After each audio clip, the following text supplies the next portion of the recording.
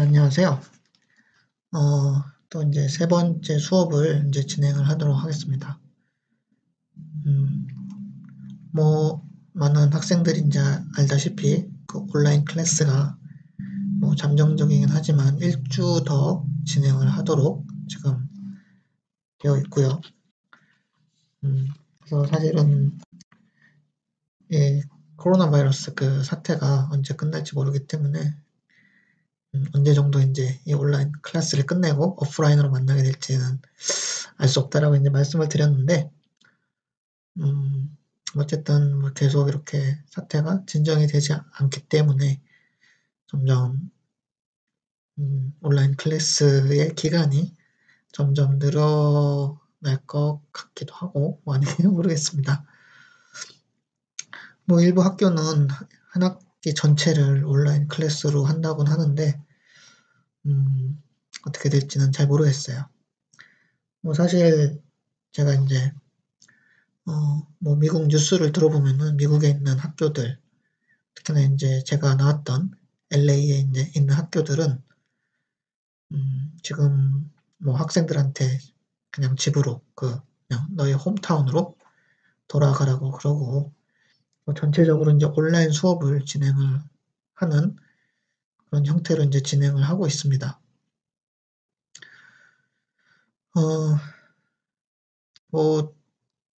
어쨌든 이 사태가 이제 빨리 끝나야 되기를 희망을 하고 그렇긴 하는데 사실 알 수 없죠. 우리가 그 미래를 알 수 없기 때문에 뭔지는 참 빨리 끝나기를 바라면서도 그렇게 이제 저희는 이 상황 속에서 이제 최선을 다해서 어떻게 이제 교육을 받을 수 있는 그런 기회를 찾고 또 여러분들도 학교를 이제 오지 않기 때문에 뭔가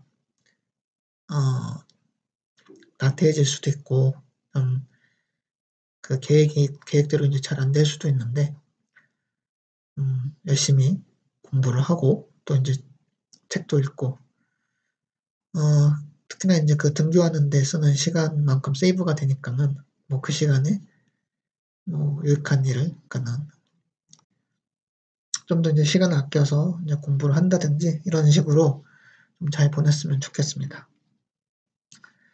네, 그러면 이제 시작을 하도록 하죠. 저희가 이제 저번 시간에 이제 배웠던 것은 이제 abstraction부터 이제 시작을 했죠.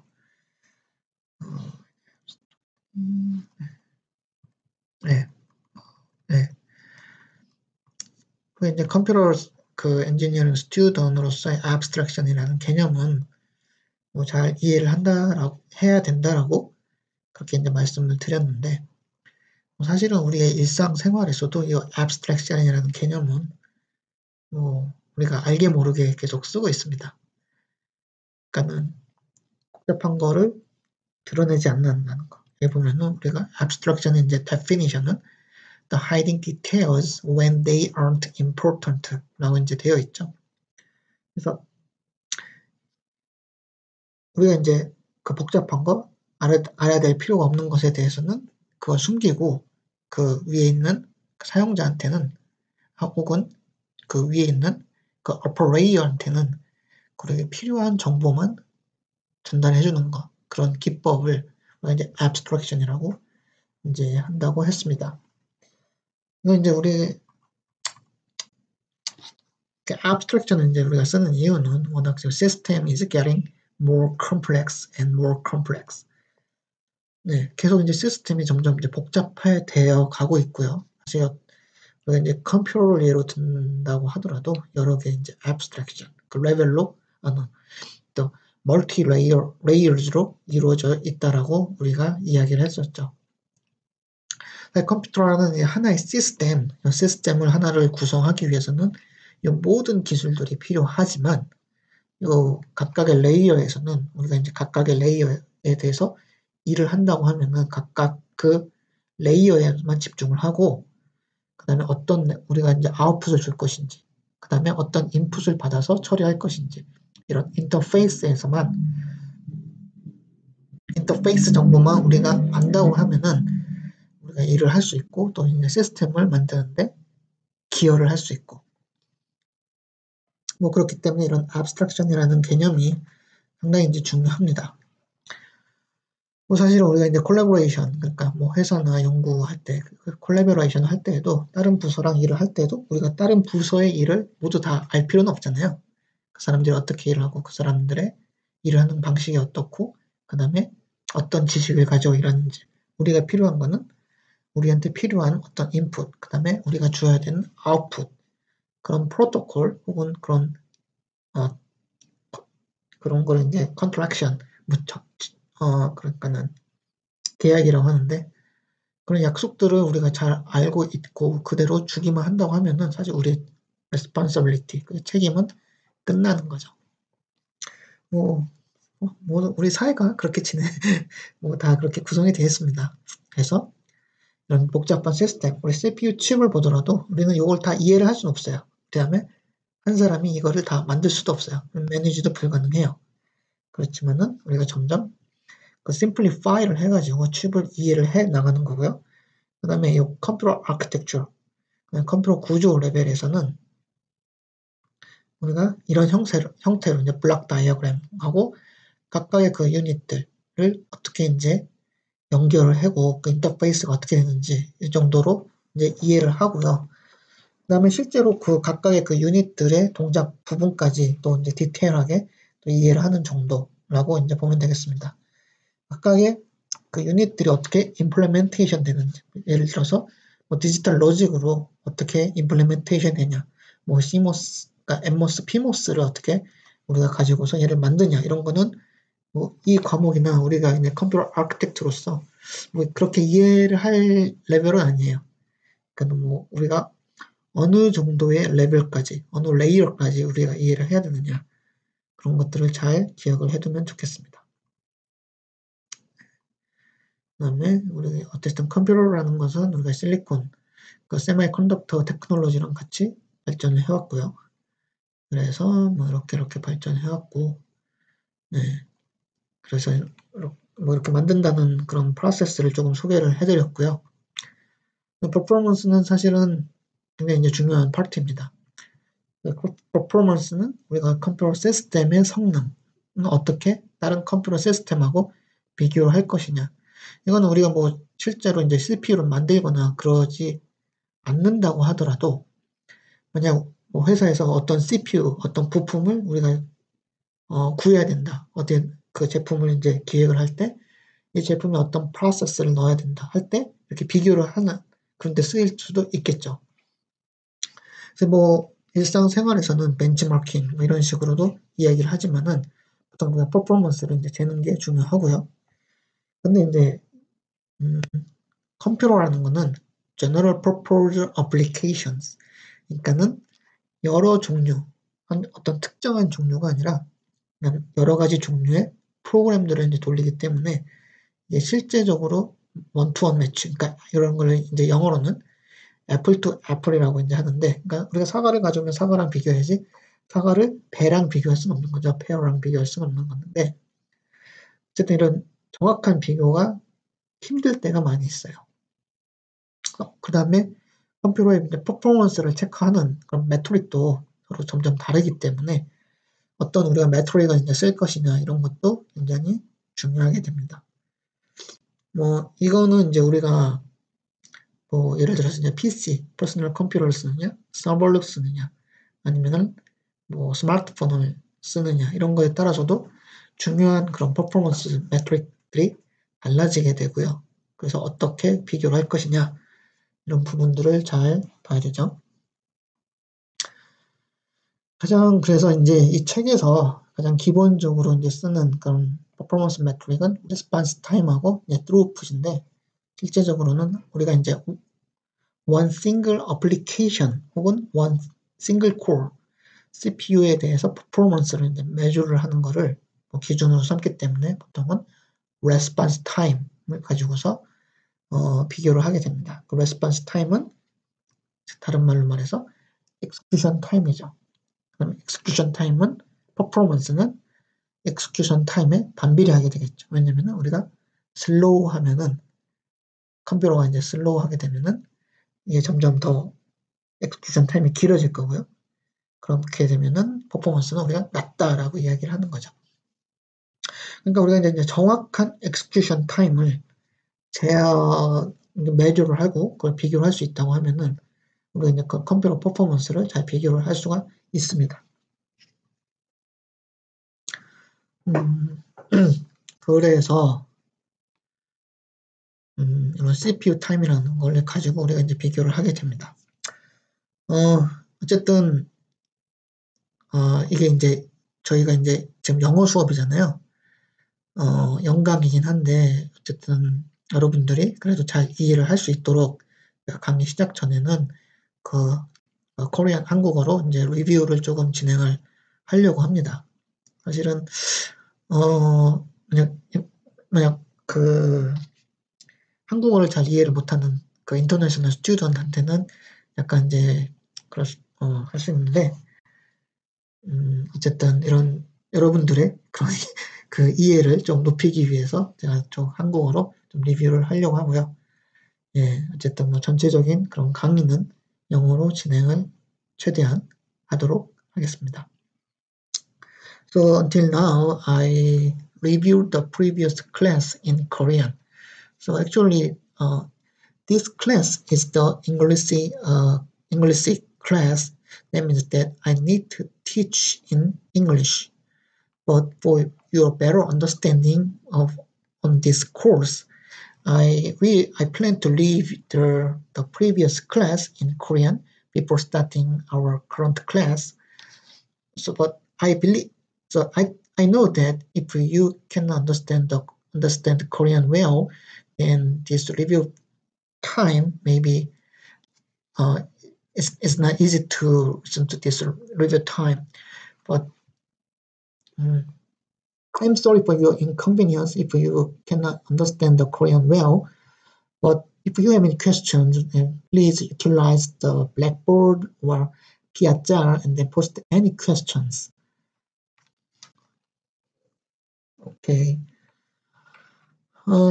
So actually in the previous class, as I explained about the CPU time. The CPU time is the pure elapsed time when the computer thread or computer process is executed only on CPU. So other overhead such as the operating system overhead or I/O overhead or some idle time is not considered in the CPU time. It's the pure execution time by CPU, the processor. So if you want to compare the performance of a CPU or computer processor, then you need to compare this CPU time. And then, some review from the previous class. So CPU time is basically number of CPU cycles multiplied by CPU clock period or clock cycle time. It's obvious because most of digital circuit works with the clock signals, and then clock signal is the repeated signals. And then we assume that the one instruction can be executed during the one clock period. And then if we know this clock period, and then if we can count the number of clocks, then we can calculate the pure CPU time. And then we know that the clock period is the inverse of clock rate or clock frequency. So this equation can be rewritten like this. So, and then CPI. So actually in this slide, there is the concept of a CPI. CPI means the clocks per instruction or cycles per instruction. So that means the average clock cycles for executing one instruction. So I will repeat, it's the average clock count for executing one instruction. So I already explained that the CPU execute the instructions. So instruction is input to the CPU processor, then CPU decode this instruction and performs the what is promised by instruction set architecture. So if we know the instruction count and the program or process or thread here, and then if we know the cycles per instruction or clocks per instruction, CPI, then we can know the clock cycles for one program or one process. So actually the CPU time is the number of clock cycles multiplied by a clock period. So actually we can rewrite this CPU time equation like instruction count multiplied by CPI and multiplied by clock cycle time or clock period. And then we can rewrite this equation like this. It's obvious. So why this CPI is important for measuring the performance of programs? So actually, if the same instruction set architecture is used, and then if the same compiler configurations are used for program, then instruction count is the same. So normally it's the same. And then clocks per instruction or cycles per instruction is determined by the architecture, hardware architecture of processor. So that means that if we design the better hardware, the processor, better processor architecture, then CPI can be reduced.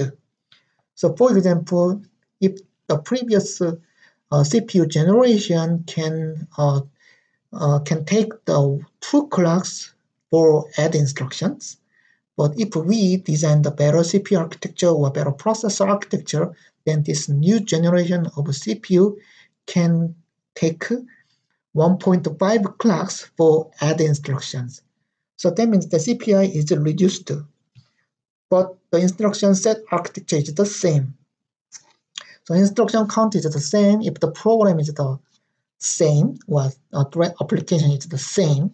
The instruction count can be same, but we can improve this CPI by using better hardware architecture.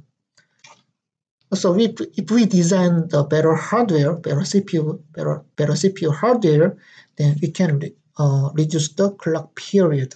So that means that we can use the faster clock, high clock frequency. So this CPI and clock period is the factor of better computer hardware, and the instruction count is the some factor from the software, not hardware. So CPI and then this clock cycle time or clock period is important for hardware. So some metric to measure the performance, except some better hardware architecture or better hardware implementation. Actually, for computer architect, this CPI is more important, and then clocks. It is because the clock period or clock frequency can be determined by the CMOS technology. It's a semiconductor process technology. It's not pure architecture issue, but CPI can be the pure architecture issue. So actually for computer architect, this CPI is an important performance metric. Okay. So this is the example for calculating CPI, and I will already covered this. So if I have some Wacom tablet, then I can write something on the slide, but I don't have any Wacom tablet now, so unfortunately I cannot write something on the slide. So, but this is some example of calculating CPI and CPU time with the CPI. Okay, so it's some clock. So I already said that the cycle frequency, clock cycle time or clock period is determined by some hardware architecture and CMOS technology. And the CPI is determined by the hardware architecture. So for different computer systems, this cycle time and the CPI can be different. So if we use this factor, then we can easily calculate the CPU time of a computer system A and B. And then if we assume that the instruction count is the same. So I already said that instruction count can be same if the same application is used, and then same compiler configuration, and then same instruction architecture is used. Okay. But in the computer processor, the different kinds of instructions can be used. So that means that actually in the instruction set architecture, there are many instructions, many different instructions. So example, for the arithmetic operations, we need to basically add, subtract, multiply, and divide. These are some basic arithmetic operations. There are 4 different kinds of arithmetic instruction, but we know that the computer can perform many other instructions. And then these clocks per instruction can be different for different kinds of instructions. For example, I believe if you already took the digital logic design, then the delay of the adder logic, and then the delay of multiplier logic can be different. So what logic has the longer delay? So normally the multiplier has the more complex hardware logic. So the delay of the multiplier is much longer than the adder logic. So that means that the multiplier instructions will consume more clock cycles.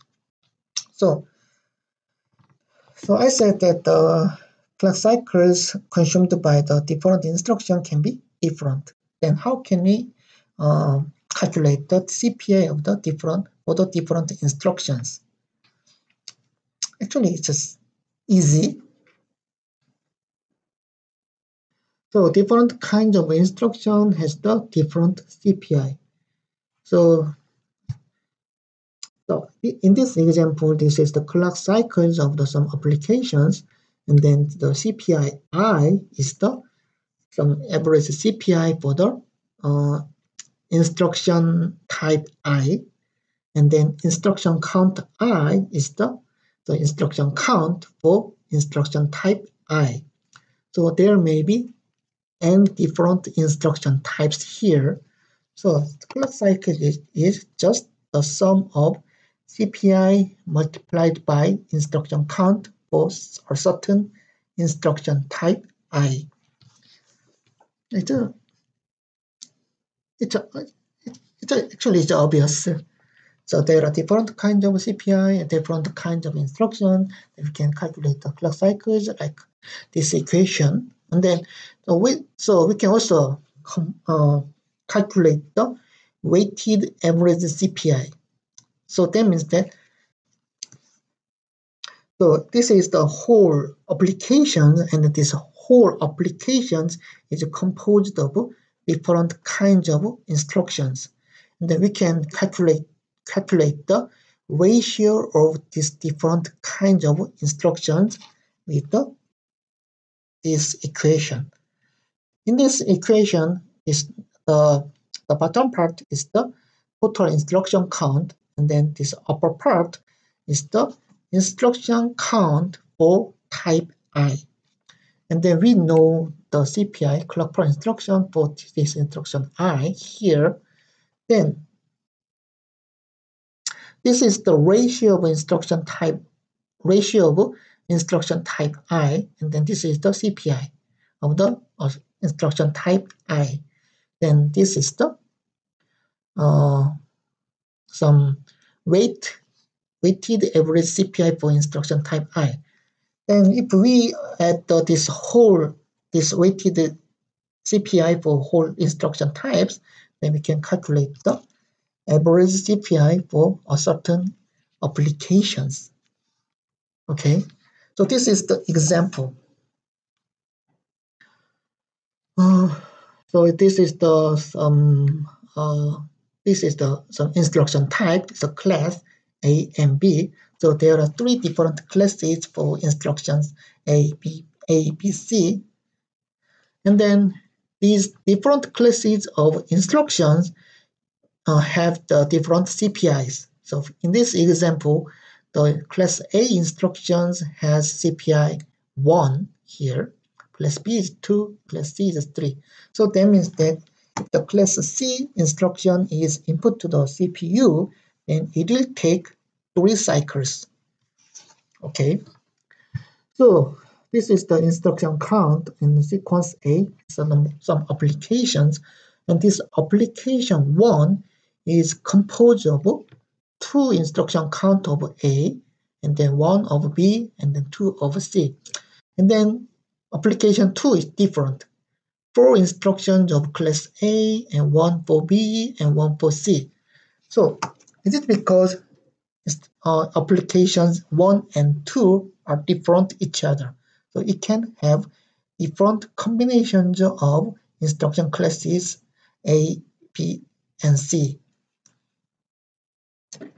So the totally for this sequence 1, the application 1, the total instruction count is 5.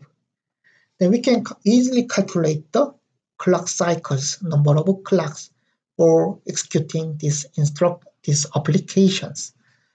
How? It's easy actually. So 2 multiplied by 1 is a CPI of class A, 1 multiplied 2 here, and then 2 multiplied 3. So total clock cycles is 10. So how can we calculate the average CPI for this application? Sequence 1. So instruction count is 5, the number of clocks is 10. The average CPI is, by definition, is 10 divided by 5 is 2.0. And then for the application 2, the sequence 2 is the same. We know the instruction count is the 6, and if we can calculate the total clock cycles like this, then average CPI is 1.5. So in this example, we can know that the average CPI can be different for different applications.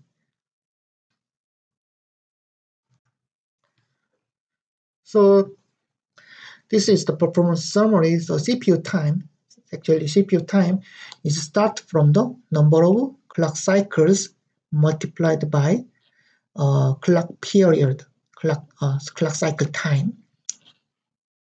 So this is some basic calculation of CPU time, and then we know the CPU time is the number of instructions and instruction count, and then multiplied by CPI and multiplied by clock period. So we can rewrite this equation like this. Instructions per program is a total instruction count found in the program or certain program. And then clock cycles per instruction is a CPI, and then is a clock period. So clock cycle time per clock. Okay, this is the basic equation of the CPU time, and then we need to know what factor determines the performance of this computer system.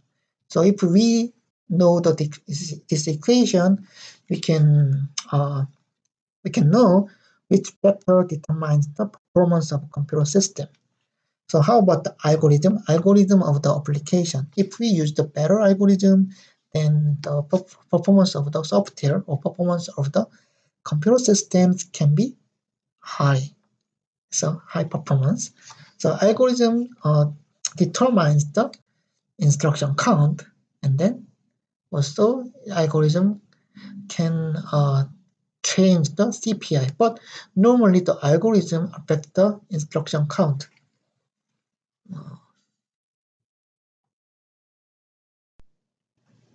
I'm sorry, there was an interrupt. So I will start from this algorithm factor. So if we use the better algorithm in the same application, we can improve the performance of this application.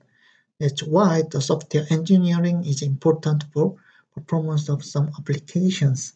So if we change the algorithm of the program or application, then that means that we can change this whole applications. So if we change the application, the instruction count can be different. Also, the CPI can be different because the combinations of instructions can be also different. Then how about the program language? Let me check the pen highlighter. Program language. So if even for the same application, we can use the different type of program language or different libraries. So then if the different libraries or different the the program is compiled by different program language, then it will change the instruction count also, because the application is the same, but the entire program can be different. And then CPI can be also different. How about the compiler? Compiler also influences the instruction count. If we use the different compiler option, for example, for GCC compiler, we can use the G option or optimization option, something like O2 or O4, then it will change the instruction count and then CPI. How about the instruction set architecture? So it will change the entire things, like instruction count and the CPI, and then also even frequency, clock frequency. So for example, if the same program, and then this same program can be compiled to different instruction set architecture, like for ARM processor or for Intel processors. So then, so we will explore about the instruction set architecture in the next chapter. Then you will know why the instruction set can be instruction set architecture determines the instruction count and the CPI, and then also even clock frequency. Okay, so until now we explore the CPU time. It's some basic performance metric to measure the performance of a computer system or software. And then I will introduce a different performance metric, MIPS, M-I-P-S. So MIPS is actually the name of the computer processor, but in this slide, this MIPS has the different meaning. So MIPS means millions of instructions per second. So this is the MIPS, M-I-P-S, right? So it's the abbreviation of the millions of instructions per second. So that means that MIPS represent the number of instructions executed per second. It just count the number of instructions. So actually the MIPS is some direct MIPS is not on execution time. Well, MIPS is different from the CPU time. MIPS just count the number of instructions executed per unit time. So why MIPS? But if the computer actually the application is the same, and then if the instruction set architecture is the same, then we can compare the the performance of these different computers with the MIPS, so executed number of instructions. No. Actually now, so forget this one. So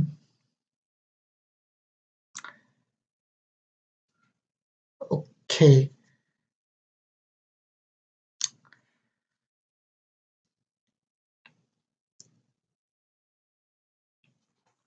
Okay, the MIPS just represent the number of instructions executed per second. So how can we use this MIPS as the performance metric? If we want to use this MIPS as the performance metric, then the number of instructions should be same for the application. Also, the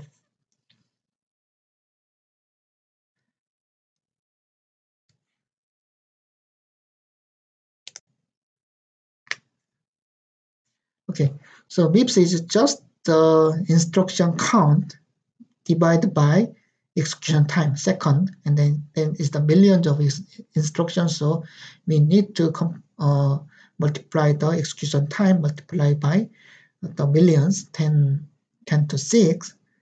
So the instruction count can be same if we use the same application, and then if we use the same compiler, and then if we use the same algorithm also. Okay, so if the application is the same, the instruction count can be same. Then how is execution time is determined? The execution time is determined by CPI and then clock rate. So actually the execution time, what's the execution time? This execution time is the CPU time. So this execution time is the instruction count multiplied by CPI and divided by clock frequency, clock rate. So you can cancel this instruction count in the both upper and bottom part.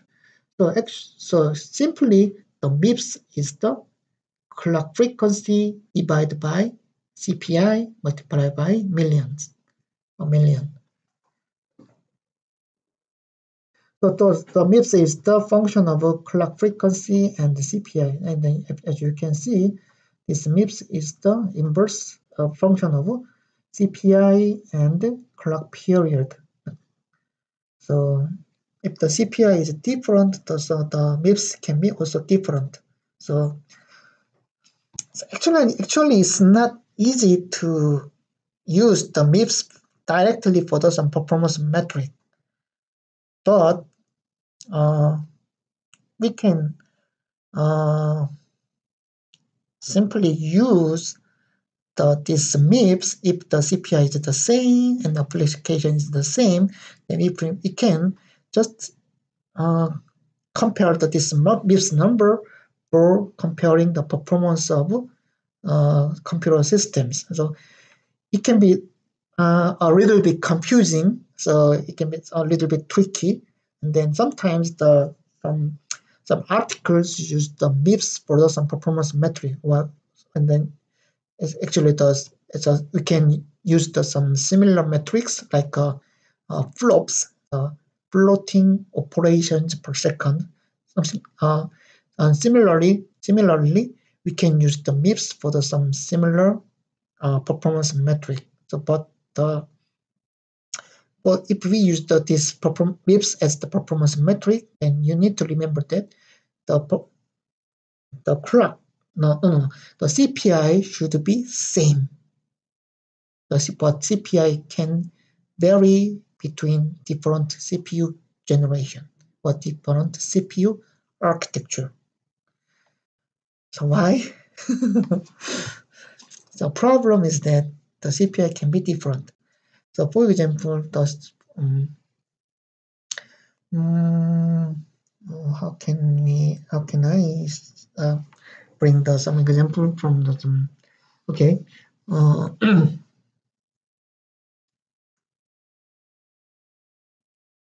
okay.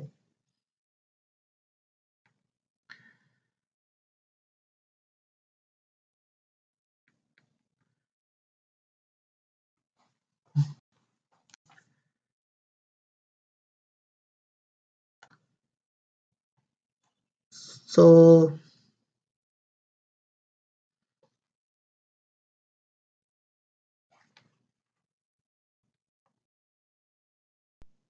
okay, I will bring this example. So this is the same application, and then this same application can be compiled by different type of instruction set architecture. So for example, the same application can be compiled for ARM processors, ARM instructions, and then also the same application can be compiled for Intel processors with the x86 instruction set architecture. And then some of you already knows that ARM is the RISC family, that means that reduced instruction set computers, and then x86 is the CISC family, this is the complex instruction set computer. So, and then normally and usually, if the same program is compiled to the RISC family architecture, something such as ARM, then it will generate more instructions. It will require more machine instructions because the instruction is so simple. So for the same operation, it will require more, it can require more instructions. So if the clock frequency is the same, and then the problem is that the decoder of the ARM processor or RISC family can be very simple. So it can use the higher frequency. So with the higher frequency, this ARM processor or RISC family processors can execute more instructions. But problem is that if we use the CISC processor, like x86, then clock frequency can be lower than the RISC CPUs, but the same applications can be generated small number of instructions. So in this case, the same program, if we just directly compare the CPU time, x86 can be faster because the number of compiled instruction is lower, is smaller. But if we just compare the MIPS in this case, then MIPS of the ARM processor can be higher than x86 Intel processor, but the performance can be different. So if we want to use this MIPS for some performance metric, then we need to be very cautious. So if we want to use this MIPS for the performance metric, the instruction set architecture should be same, and then also the application and then compiler options should be same. Then the MIPS can be used for the performance metric. So this is a little bit tricky, but you need to remember the direct and then the direct performance metric is the execution time only. If you use some other metrics, then you need to be more cautious. Okay.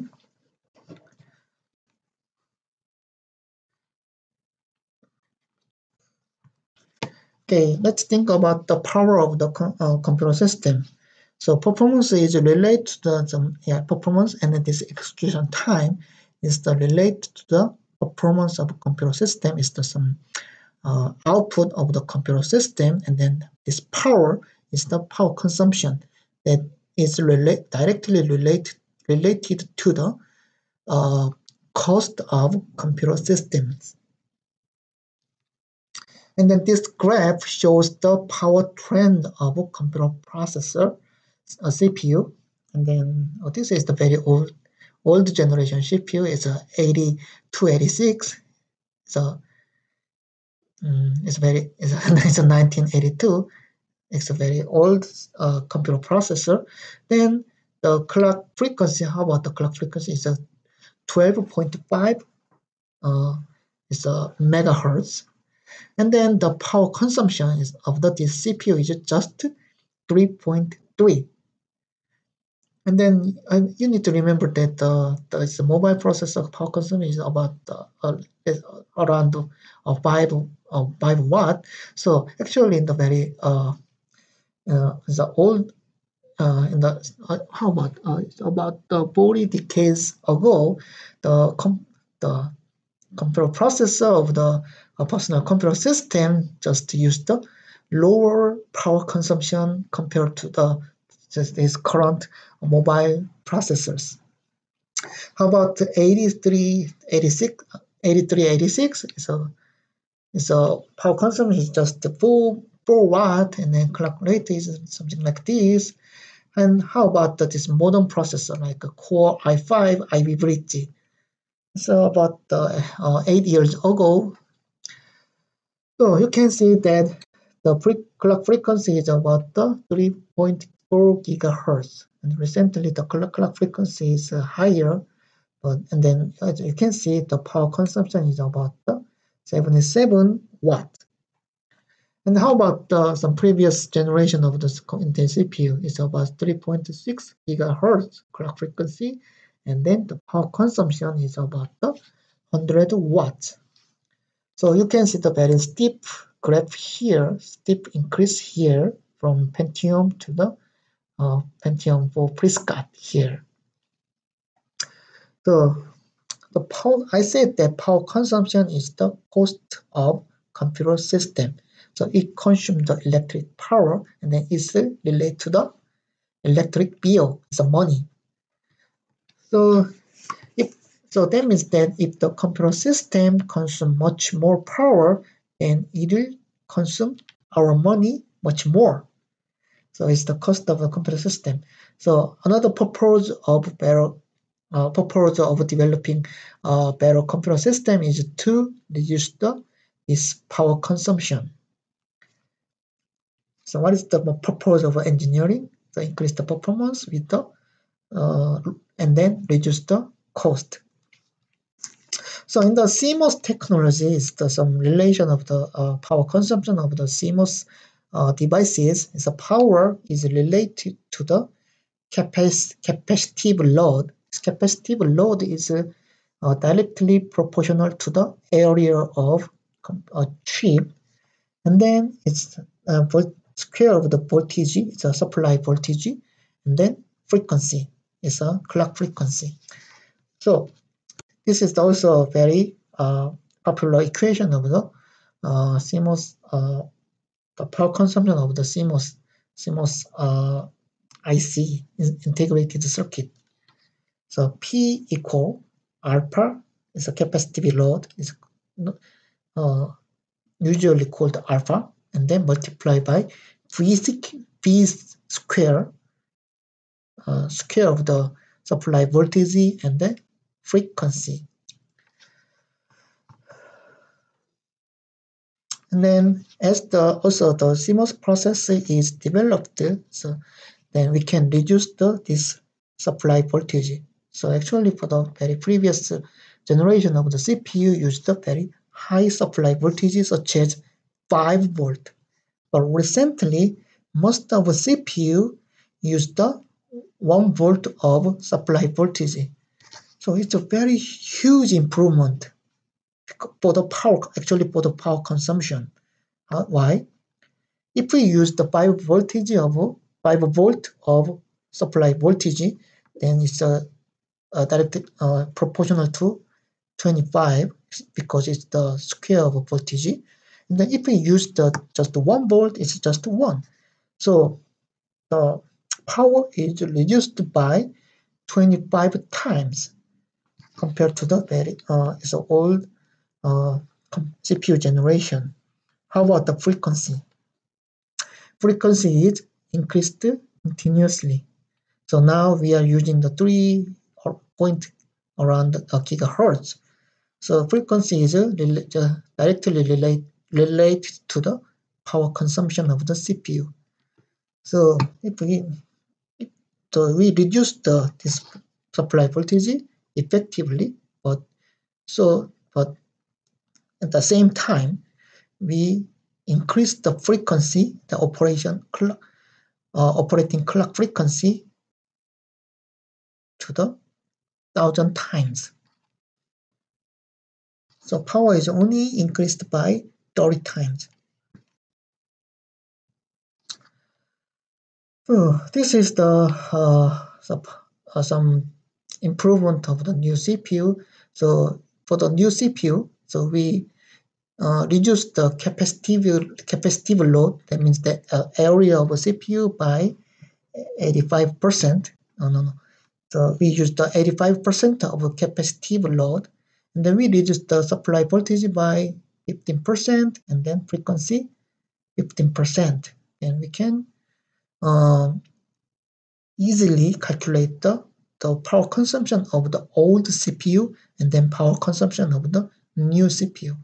So as I explained, the power consumption is related to the C capacitive load, and then square of voltage, supply voltage, and then frequency. Then we can use some new value for the C and B and F. Then we can calculate the improved power consumption. So in this case, the power is nearly reduced to half of the old computer system. But so how can you improve the cost of actually? How can you improve the power consumption of CPU? We can use a smaller CPU, but it's not easy actually. We can reduce the supply voltage, and then we can reduce the frequency. But this frequency is directly related to the performance of the CPU. So most of people want to increase the frequency of the CPU. Then how can we? Then we need to reduce this supply voltage. And then fortunately, if we can reduce the width of this CMOS channel, then we can reduce the supply voltage of this CMOS logic. But nowadays, the CMOS channel length is shrunk to up to 7 nanometer. It's very short. It's about 10 times of atom of 10 times of some atoms. So the power means that we cannot reduce its supply voltage further. So we can reduce up to 1 volt, but it's very hard. It is because it's very hard to reduce the channel length of CMOS logic. So we cannot reduce the voltage further. And then another issue is heat. So if we use this heat is related to the actually the power consumption of the processor, but heat is also related to some operating frequency and then some other factors. Actually, the heat is related to the leakage current or some leakage power of the CPU. So it's very hard to remove more heat in the CPU in the CPU. So this is the power war of the modern processor. Then how can you improve the performance?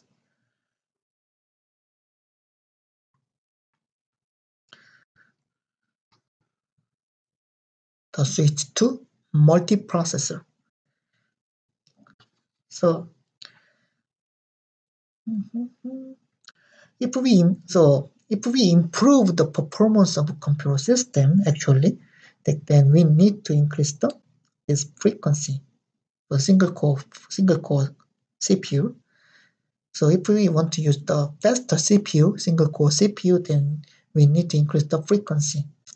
And then actually this frequency is related to the supply voltage. If we use the same CMOS process, same CMOS technology. So it's some very simple calculation. So I said that the operating frequency is directly proportional to the supply voltage. So let's think about this case. If you want to overclock the CPU, then how can we increase the clock frequency of the CPU for some overclocking? For overclocking, we increase the supply voltage. And then this increase is so if we increase the 10% of the supply voltage, and then simply we can increase the frequency of this CPU up to 10%. So if we use the faster CPU or higher performance CPU, then we need to increase the frequency, operating frequency. And then this operating frequency is directly proportional to the voltage. So that means that if we increase this frequency by twice, then total power consumption will be 8 times, because is V equal F. So if we increase the F, and then here's the F, so actually V is the F. F square, and then multiply by F. So it's the F23. Well, we can reduce the voltage further, and then we can also the heat problem. And then we cannot increase the power consumption of this CPU chip because of heat. Then how can you improve the performance of a CPU? It's the multi-core. So this is the uniprocessor performance, and this is the x-axis is the year. Here is the year, and then this is the performance. Then you can see the performance is increased continuously. Is that true? For the uniprocessor, that means that the single core processor.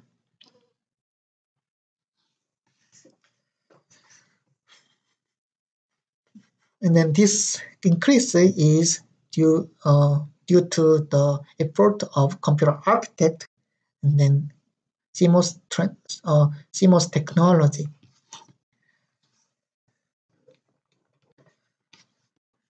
But due to this power war, we cannot. It's very hard to increase the performance of a CPU. So you need to remember. Then, so for some around 2002, then most the CPU equips more than one core. So that means that is the multi-core, to improve the performance without increasing power consumption sharply. So let's think about this multiprocessor. So multiprocessor means that it's a multi-core processor. That means that in a single one CPU chip, multiple cores can be equipped. So we can add multiple cores in a single chip. So then it is very simply it's very similar to increase the number of people for some labor. So, for example, for a certain task, one worker is working, and then if we increase the performance of this some task, then how can we increase the performance? So the first method is to hire better worker. So it's very similar to increase the frequency of a single core.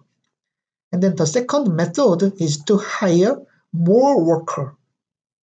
So for example, if we assume, it's just the assumption, if we assume that if we hire 2 workers, then we can reduce some working time for the certain task by half. But it's not really true, actually, in the real world. And then this is the same for some computer systems. So actually, the main idea of this multi-core system is to increase the number of workers. It's very similar. So if we use equip some more cores, then we can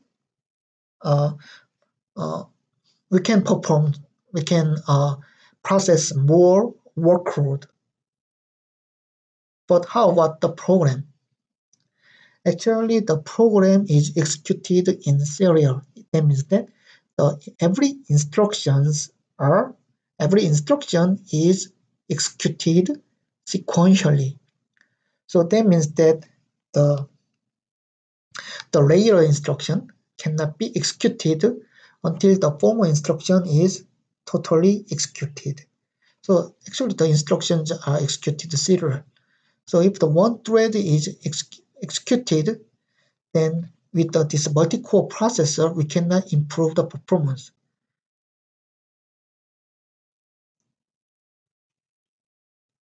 Because every instruction should be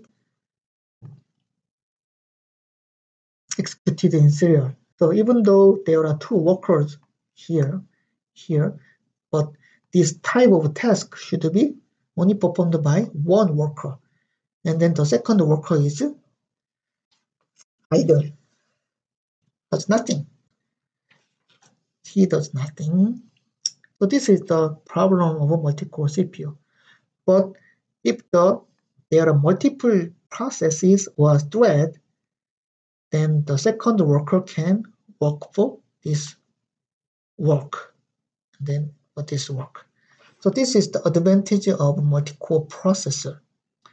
So you need to remember that with the multi-core processor, we cannot improve the performance of single thread. But if there are multiple threads, we can increase the performance. So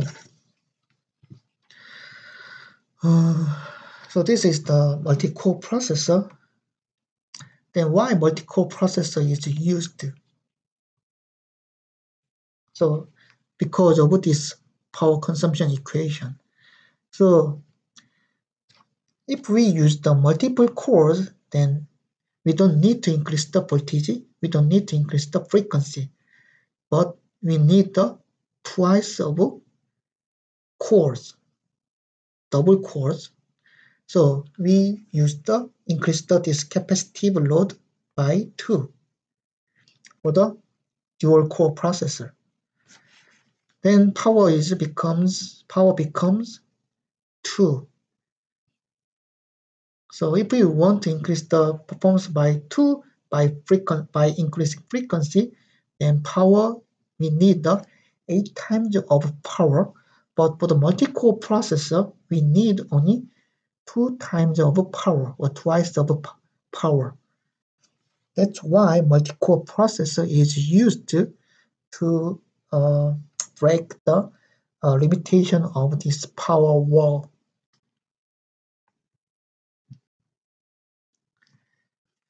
Okay.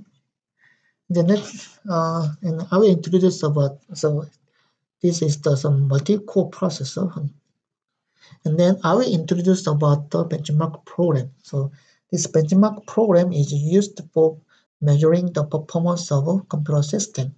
So in order to compare the performance of a computer hardware, then we need to use the same application, same compiler configuration, and the same compiler applications.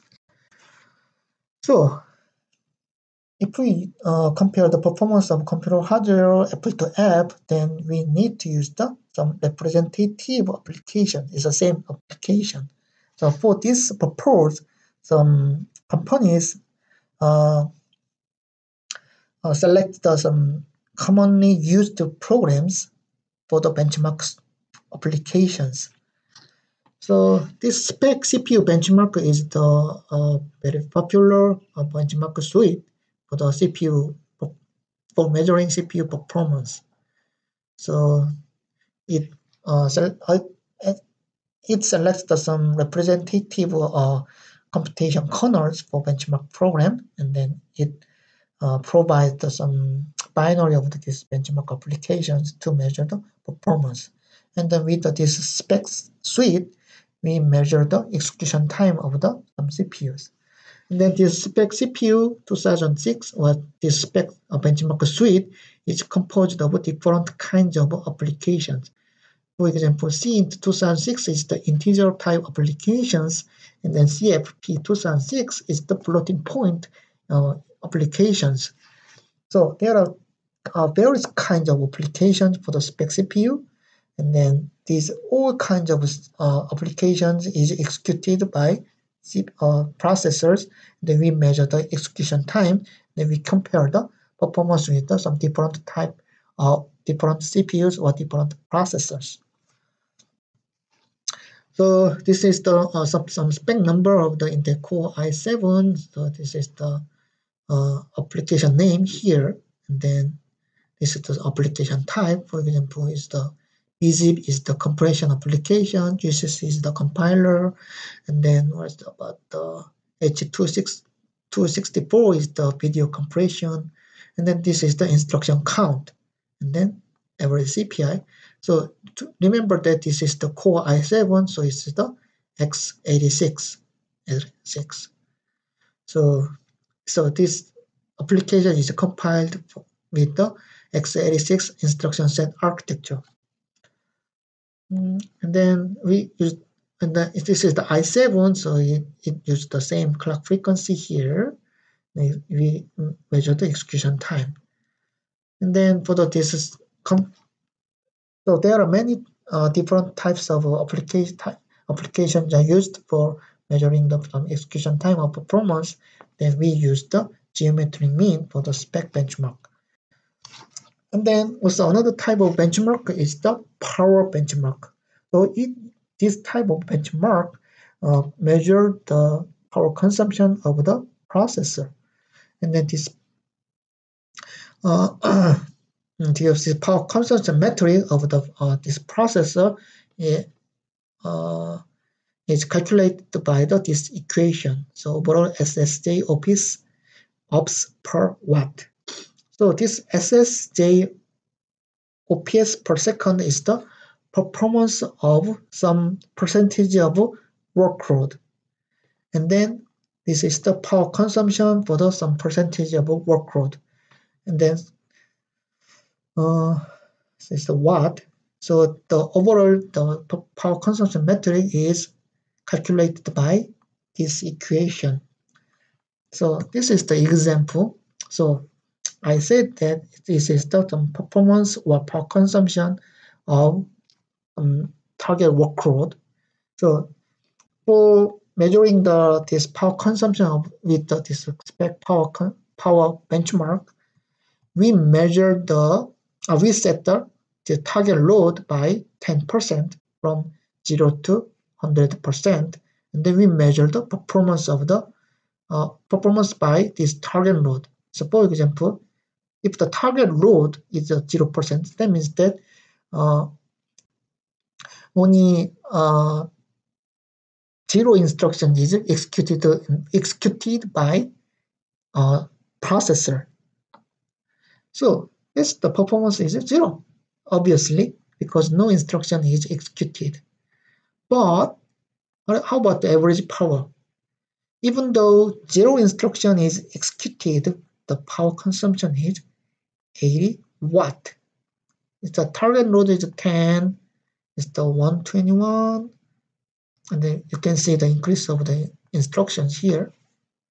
And then so you can see the average power. And then we measure we calculate this SSJ OPS divided by this power, and then sum. This is the power consumption metric by spec power. Then if you can see, so this is the i7. If the workload is the 100%, that means that the CPU is fully utilized. There is no idle time in the CPU. Then power consumption is about 250 watt. How about 50%? It's the 170. Only 10% is the 120. So this is if the workload is the 50%, then the power consumption is the 66% of the full load. Even though the instructions are only 10% of instruction is executed, then power consumption is about the half of the full load. So what's the problem? So even though the very small number of instruction is executed by computer processor, but the around 50% of power consumption is consumed compared to the full load, 100% of workload. So even though computer is not used to that, but computer system consume power. This is called the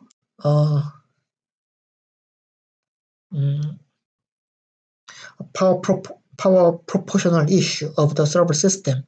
So power is not proportional to the workload of the computer system. So our goal is to reduce the power consumption if the only small workload is executed by computer processor. Okay.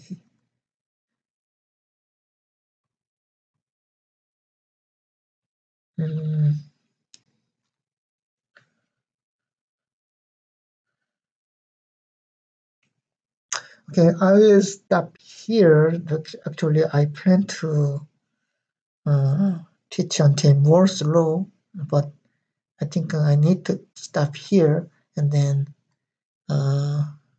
okay, and then in the next time I will cover about the Moore's law, and then I will explain about the instruction set architecture briefly.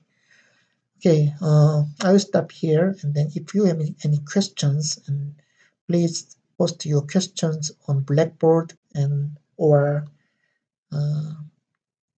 Piazza, and then I will answer as soon as I as soon as possible. So, okay, actually, I need to conclude this class with. Do you have any questions? But I cannot. So post your questions on the Blackboard, and then I hope we can meet in the classroom quickly, and then please stay home and then please stay healthy, and